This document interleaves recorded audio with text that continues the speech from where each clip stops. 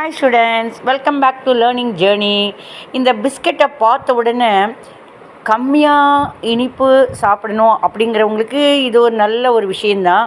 அதே சமயத்தில் இதை பார்த்த உடனே இந்த கம்மியாக இனிப்பு சாப்பிடணும் அப்படின்னோன்னா இப்போ ஜாஸ்தி இனிப்பு அப்படிங்கிற கொஸ்டின் வரப்போ எனக்கு ஒரு ஞாபகம் வந்துச்சு. அதாவது ராமகிருஷ்ண பரமஹம்சர்கிட்ட ஒரு பையனும் அந்த பையனோட அப்பாவும் போயிருக்காங்க.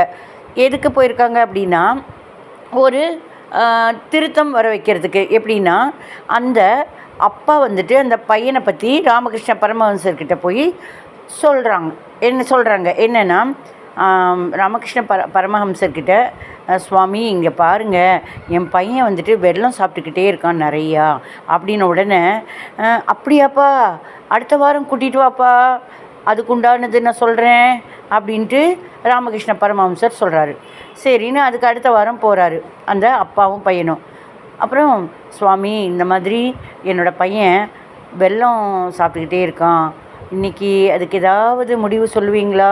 விஷயங்கள் எப்படி திருத்தம் எப்படி செய்யணும், ஏதாவது இதை பற்றி சொல்லுவீங்களா? அடுத்த வாரம் வாப்பா. என்ன சுவாமி நீங்கள் அடுத்த வாரம் அப்படிங்கிறீங்க? சரி, அடுத்த வாரம் வரேன் அப்படின்னு 2வது வாரம் முடிஞ்ச உடனே அந்த தந்தையும் மகனும் வராங்க.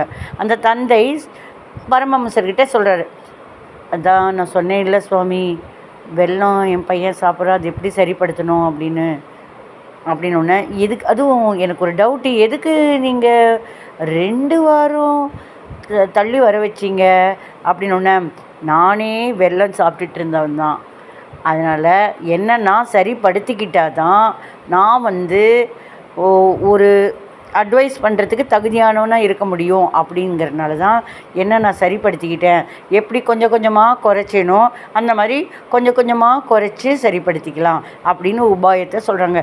எந்த ஒரு விஷயமுமே ஒருத்தவங்க சொல்கிறாங்க அப்படின்னா இதெல்லாம் தெரிஞ்சது தானே, அதெல்லாம் தெரிஞ்சது தானே அப்படின்னு தோணும். ஆனால் ஒருவேளை இதை பற்றி சொல்கிறவங்களுக்கு கூட அது சொல்கிறதுனால அவங்களுக்கும் அந்த மைண்டில் அது பதியும். அதன் மூலமாக அவங்களும் அந்த நற்செயல்களும் செய்வாங்க இல்லையா? இதுக்கு ஒரு வாய்ப்பு இல்லையா? Okay, thank you. பிடிச்சிருக்கா? Subscribe please.